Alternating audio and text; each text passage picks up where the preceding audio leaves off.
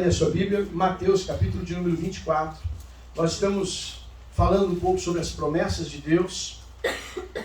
E eu preciso falar de uma outra promessa nessa manhã.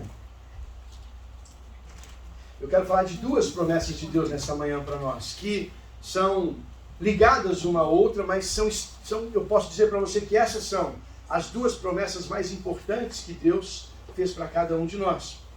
Nós temos que entender que promessas, existem vários tipos de promessas na Bíblia. Há promessas que elas são abertas, são para todos. Há promessas que elas são pessoais. Deus prometeu algo especificamente para aquela pessoa, não é? Há promessas que são pessoais. Quando Deus fala com Davi, ele faz uma promessa para Davi. Ele fala assim: sempre haverá na casa de Davi um rei para sentar no trono. Não foi para mim aquela promessa. Não vai ter um rei da família do pastor Marcos sentado no trono.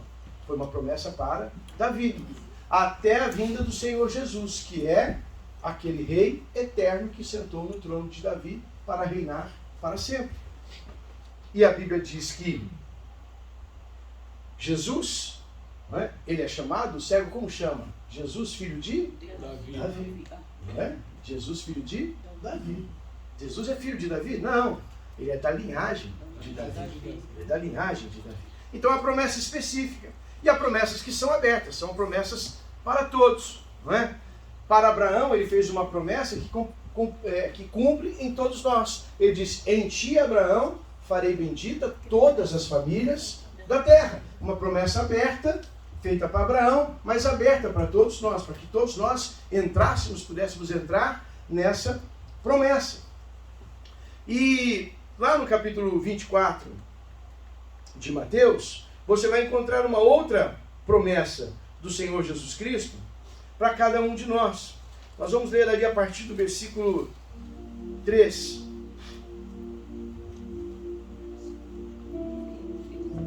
Mateus, capítulo 24, versículo 3.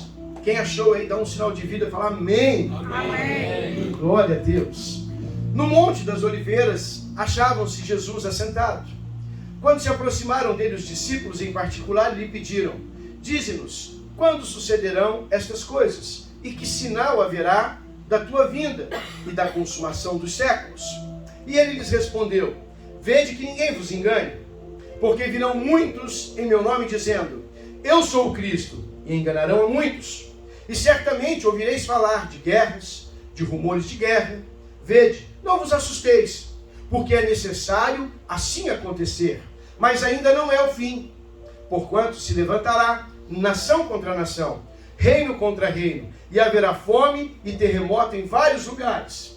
Porém, tudo isto é o princípio das dores. Então sereis atribulados, vos matarão, sereis odiados de todas as nações por causa do meu nome. Nesse tempo, muitos hão de se escandalizar, trair e odiar uns aos outros. Levantar-se-ão muitos falsos profetas e enganarão a muitos. E por se multiplicar a iniquidade, o amor se esfriará de quase todos. Aquele, porém, que perseverar até o fim, esse será salvo. Essa é a promessa do Senhor. Aquele que perseverar até o fim será salvo. Glória a Deus. Lá em Atos, no capítulo 16, se você puder dar uma viajadinha lá comigo, livro de Atos, capítulo 16.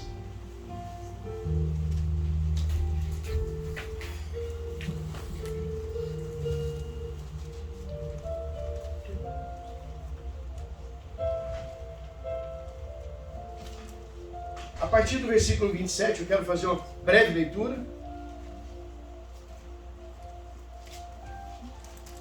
Atos 16, 27. Narra aquela história de Paulo e Silas preso numa masmorra, e eles começam a adorar e louvar ao Senhor, e há um terremoto, as cadeias se rompem, e aí acontece algo com o carcereiro. Amém? Acharam? Amém. O carcereiro despertou do seu sono com o terremoto que teve, e vendo abertas as portas do cárcere, puxando da espada, ia suicidar-se, supondo que todos os presos tivessem fugido. Por que ia se suicidar? Porque o carcereiro, o guarda naquele tempo, ele era responsável pela vida dos presos. E ele pagava a vida dos presos com a vida dele. Só que se ele se propõe a se suicidar, é porque o castigo dele não era bem só a morte. Era a morte, mas vinda com muitas dores antes. Era primeiro uma boa, né? Ia pro chicote, ia passar por lutas, por tribulações, e depois chegar à morte. Ele ia pagar com a morte. Então ele sabia que ele ia morrer, porque os presos tinham fugido. Então ele logo pega a sua espada e diz: vou me suicidar. E aí então, Paulo, continuando a leitura, 28, versículo 28, diz: mas Paulo bradou em alta voz e disse: não te faças nenhum mal, todos aqui estamos. Então o carcereiro, pedindo uma luz, entrou precipitadamente e trêmulo prostrou-se diante de Paulo e Silas, dizendo...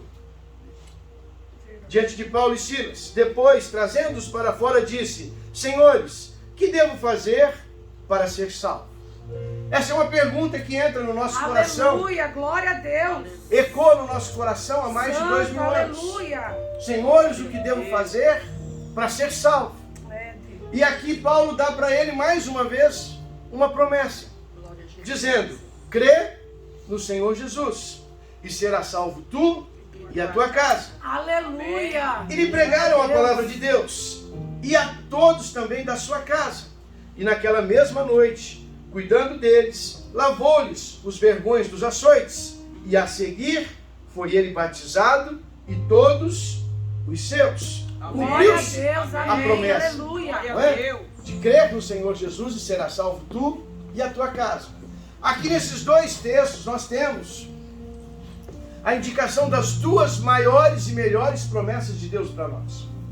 A promessa de que a salvação para aquele que crê, a salvação para todo aquele que nele crê.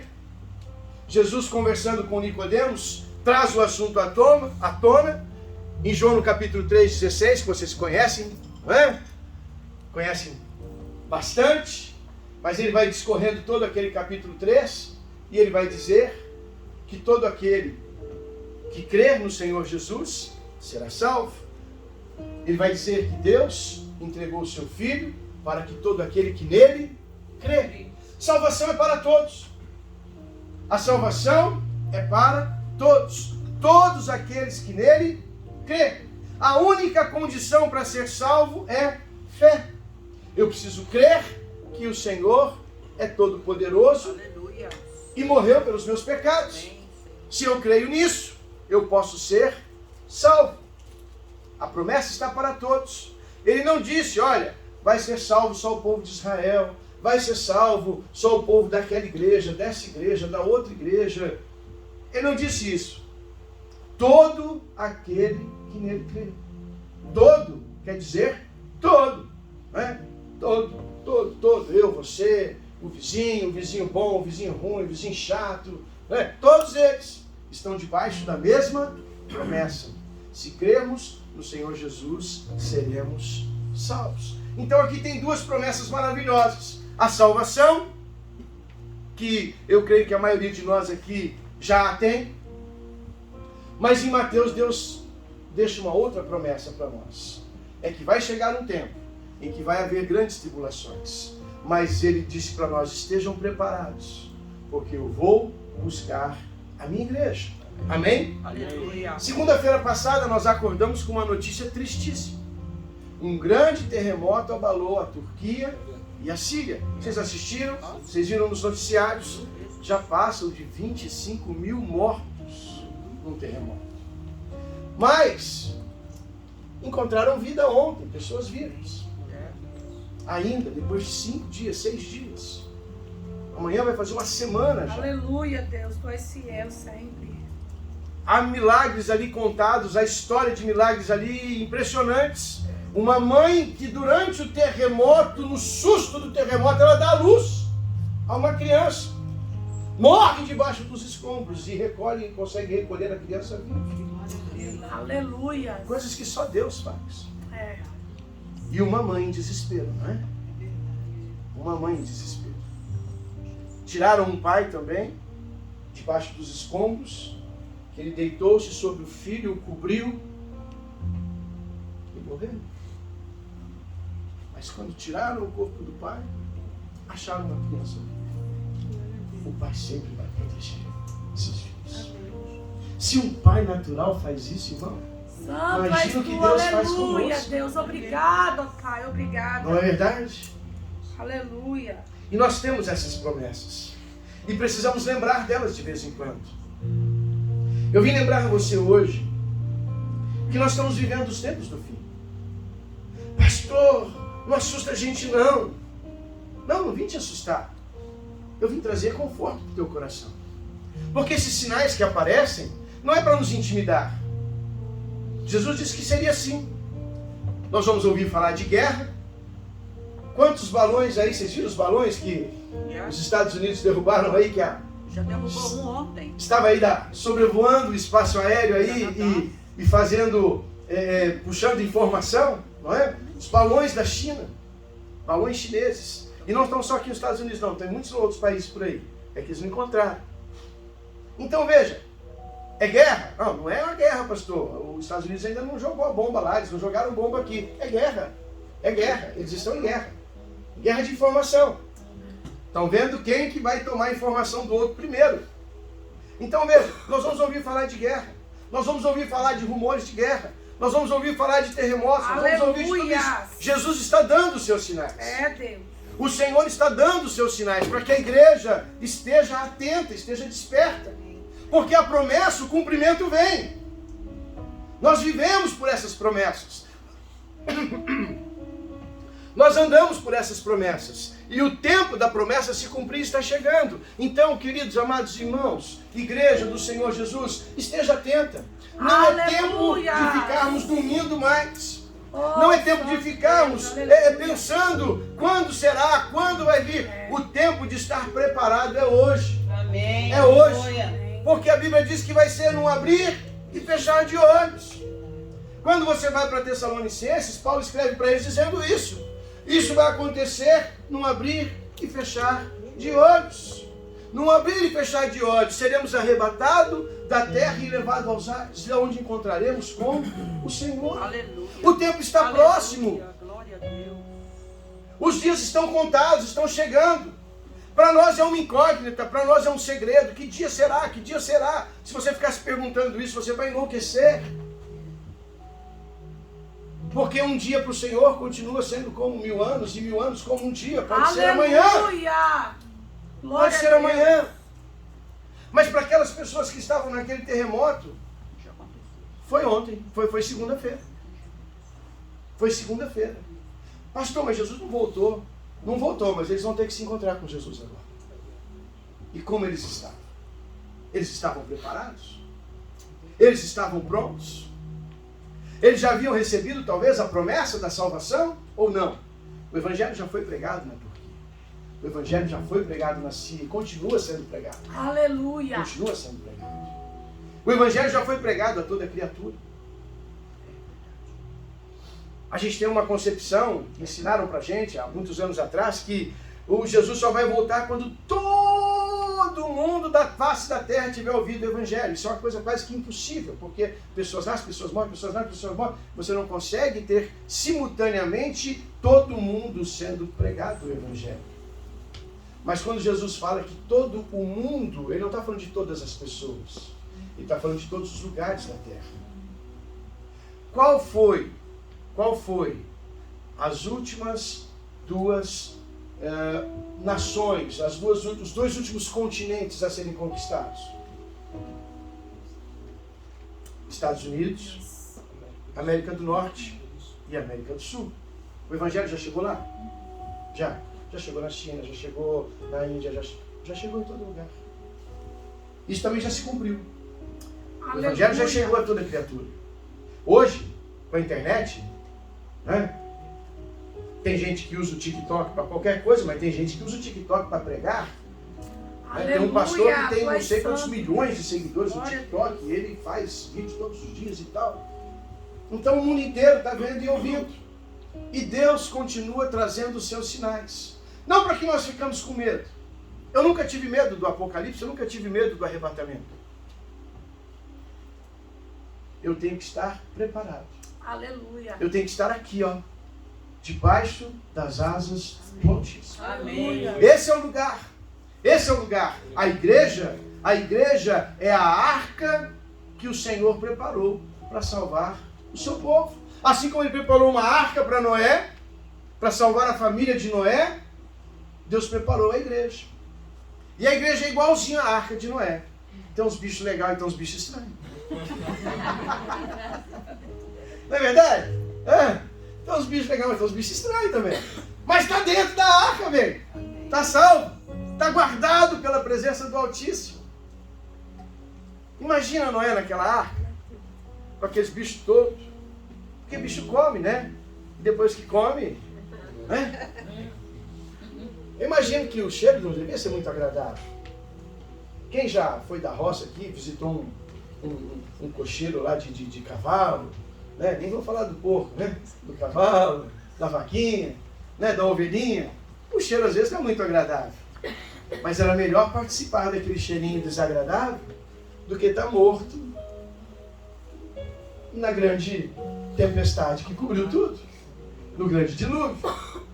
Então às vezes é melhor estar na igreja, suportar aquele irmãozinho que nem é tão legal assim, mas pelo menos aqui, irmão, você está salvo, porque lá fora, o dilúvio é grande, o choro é grande. O choro é grande. Então eu e você temos que estar preparados. Há promessas de Deus para a nossa vida. Há tempo de Deus preparado para cada um de nós. E os tempos do Senhor estão se cumprindo. Em verdade, não há mais profecia alguma para ser cumprida para a volta do Senhor Jesus. Todas elas já se cumpriram. Todas elas já se cumpriram. A última a se cumprir é o arrebatamento da igreja. Não tem mais nada diferente para acontecer. Não tem mais nada que a Bíblia diz que ia acontecer que não aconteceu ainda. É só uma questão de tempo. E aquele que há de vir, virá. Como disse Abacuque, como disse Malaquias, no tempo oportuno, o desejado das nações virá. Virá. O desejado das nações virá. E eu quero estar pronto, preparado, esperando por ele. Esperando por ele. Assim, como nós estávamos aqui, adorando, louvando, exaltando o nome dele. Amém.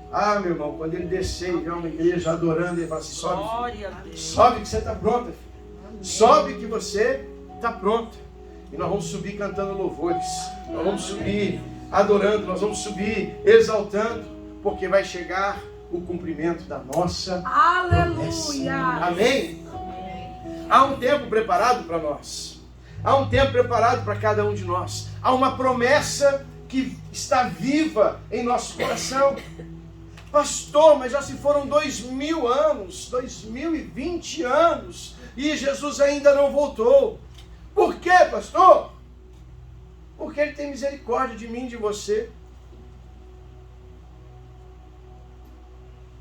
Ezequiel 33 diz que Deus não se agrada na morte do ímpio. Deus não tem prazer que morrem pessoas na terra. O prazer dele diz que é salvar todos. Todos. Só não vai salvar aquele que não quer. Então o desejo de Deus é que todos se salvem. Por isso que Ele está esperando. Que eu e você se converta, que eu e você se entregue, que eu e você ande na presença dEle, que todos nós andemos na presença dEle, que o mundo todo ande na presença dEle. E aqueles que decidirem não andar, decisão deles. Mas ouviram o Evangelho, aprenderam, entenderam, tiveram a sua oportunidade. Nós estamos vivendo a nossa oportunidade. E nós temos que guardar a nossa oportunidade. João, quando escreve o Apocalipse, ele diz assim: guarda a tua coroa até o fim. Não deixe que ninguém tome a tua coroa. Então guarde a tua coroa, querido. Eu estou guardando a minha. E ali dorme. Te amo. Veja, nós temos que estar preparados e prontos, guardando no nosso coração o amor ao Senhor, o amor à sua casa, o amor à sua igreja, o amor à sua palavra. Nós temos feito esses dias, todas as manhãs eu tenho mandado um vídeo para os irmãos, com um momento de reflexão e um momento de oração. Quem está acompanhando? Eu tenho mandado lá no grupo, lá do WhatsApp. Né? Se você quiser mandar para mais pessoas, mandar para mais gente, pode mandar, não tem problema. Mas é importante a gente ter esse tempo. É importante a gente manter viva em nós a palavra de Deus. Começar amanhã com a palavra de Deus no nosso coração. Começar o dia lembrando a quem nós servimos, para quem nós vivemos e por quem nós vivemos. Andarmos preparados, prontos. Sabe, você levanta de manhã, faz uma oração, lê uma Bíblia, vai trabalhar, irmão, vai tranquilo trabalhar, porque se o arrebatamento chegar, você está dentro. Aleluia. Você está dentro. Agora você acorda, não lembra que Jesus existe, não lembra que tem uma palavra de Deus, sai correndo para trabalhar, atribulado, briga com as pessoas no trânsito, chega no trabalho doido, gritando com todo mundo, e aí Jesus volta. Você vai ficar gritando lá sozinho. Né? Vai ficar brigando com os carros batidos no trânsito, porque vai ter no arrebatamento vai ser uma loucura. Imagina o tanto de carro vai ficar sozinho, sem motorista, andando para a rua. Imagina. Não é? Aí você vai poder ficar brigando com todos eles. Fica aí. Quer ficar? Eu quero ir embora. Eu quero ir embora. E deixa o carro bater. Aleluia. Deixa o carro bater. Prepara teu coração nesses dias. Esse terremoto é só para lembrar a gente que o dia e a hora está chegando. Que o dia e a hora está chegando. O tempo do cumprimento da promessa está mais perto do que a gente imagina. O apóstolo Paulo fala que hoje estamos um pouco mais perto da nossa salvação. Cada dia que passa, nós estamos um pouco mais perto da nossa salvação. Que dia que é? Não sei. Mas hoje já passou mais um dia. Já fiquei mais um dia mais perto. Amanhã, vou estar mais um dia mais perto. Aleluia. E depois de amanhã, mais um dia mais perto. E na hora que chegar, nós vamos saber. Nós seremos arrebatados com Ele nos ares. Viva essa promessa. Lembre-se dessa promessa. Porque às vezes a gente fica satisfeito com a salvação. Eu recebi a salvação. Recebeu a salvação. Mas agora você tem que dar frutos dignos da sua salvação. Jesus disse que a toda boa árvore, ela dá bom fruto. Bom fruto. João, quando começou a pregar no deserto, a Bíblia diz que todo mundo vinha para se batizar por ele. E ele, muito educadamente, dizia assim: quem vos convenceu, raça de víboras?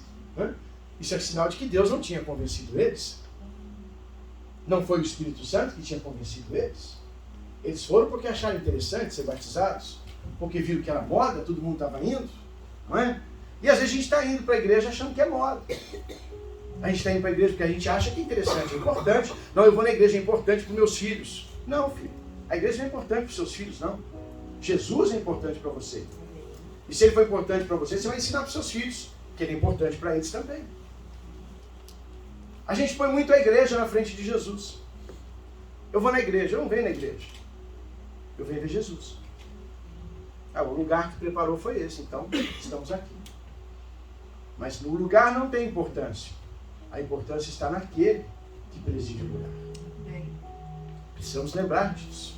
Aí eu tenho que ir na igreja. Você não tem que ir na igreja. Pastor, Deus quer que eu vou na igreja? Não, Deus não quer que você vá na igreja. Pastor, Deus quer que eu faça jejum? Não, Deus não quer que você faça jejum. Pastor. E que eu dou o dízimo então, pastor? Deus quer, né? Também não. Não quer. Pastor, Deus quer que eu ore? Não. Deus não quer que você ore. Nossa, esse pastor está doido. Está falando tudo errado. Não. Deus não quer que você faça nada disso. Deus quer que você queira fazer isso. Deus quer que você queira estar na casa dele. Deus quer que você queira ofertar na casa dele. Deus quer que você queira orar por ele. Deus quer que você tenha o desejo no seu coração de fazer. E não obrigação, porque alguém falou para você que Deus quer que você faça. E aí sim, Ele encontra em nós um coração puro, um coração alegre, que serve com alegria. Aleluia, glória Amém? a Deus. Amém. Então não é o que Deus quer que você faça, é o que você quer fazer para Deus. Não é se eu tenho Deus na minha vida.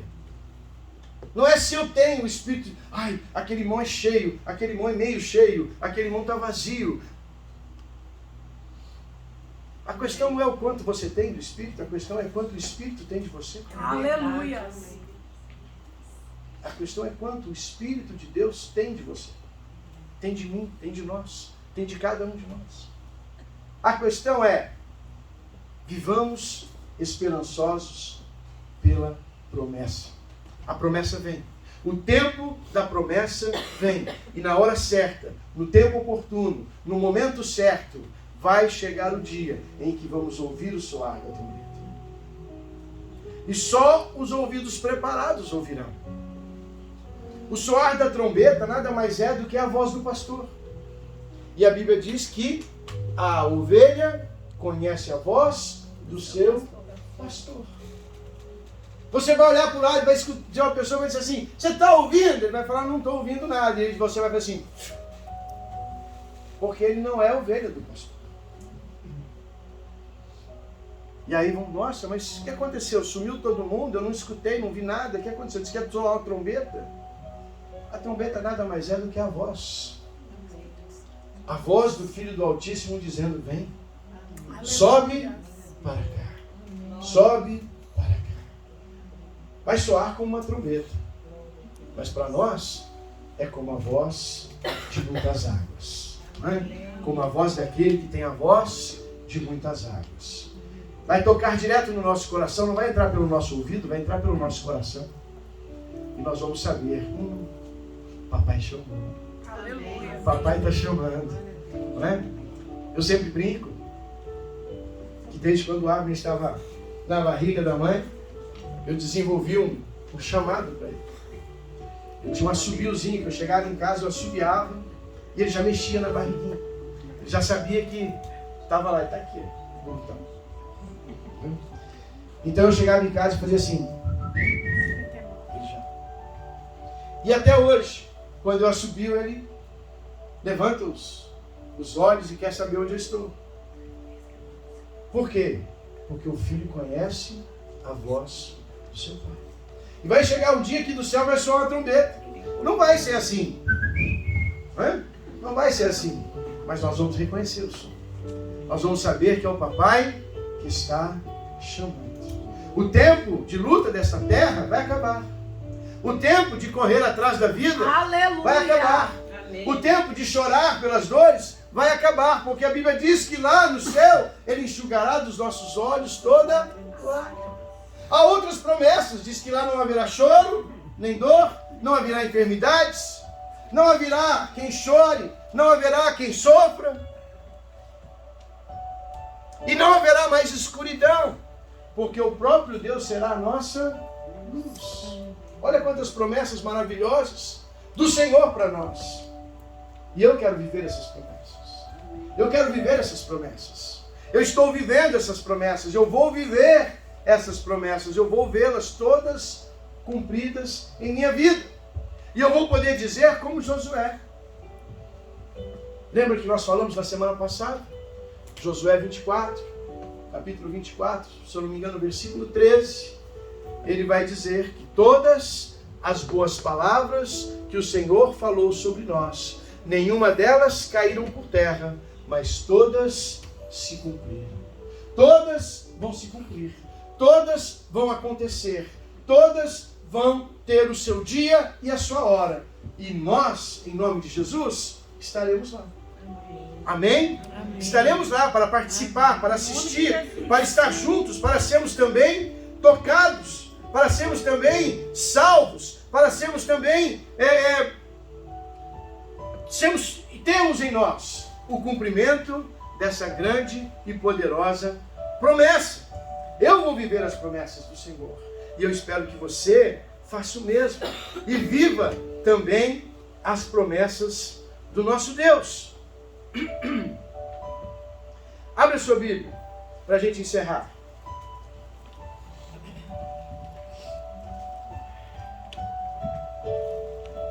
Hebreus capítulo 10, versículo de número 23. Hebreus 10, 23. Aleluia. Só para você entender que promessa de Deus não é coisa à toa. Deus não é homem para que minta, nem filho de homem para que se arrependa. O que ele prometeu, ele cumprirá. Achou Hebreus capítulo 10, versículo de número 23. Eu vim lembrar você para fazer isso hoje. Apeguemos-nos com firmeza à esperança que professamos. Pois aquele que prometeu é... Glória a Deus. Aquele que prometeu é fiel. No dia e na hora marcada, ele vai voltar. No dia e na hora marcada, ele vai buscar a sua igreja. Nós vamos ver tribulações. Nós vamos ver terremotos, nós vamos ver maremotos, nós vamos ver falar de guerra. Nós vamos ver tudo isso. Mas depois de vermos tudo isso, o apóstolo Paulo diz, nós também o veremos face a face. Amém. Nós vamos ver muitas coisas ruins ainda. Infelizmente, ninguém deseja o que aconteceu para a Síria, para a Turquia, para ninguém. Uma cidade linda, totalmente destruída, todos os prédios no chão. Tá? Você olha assim, parece, meu Deus, que caos.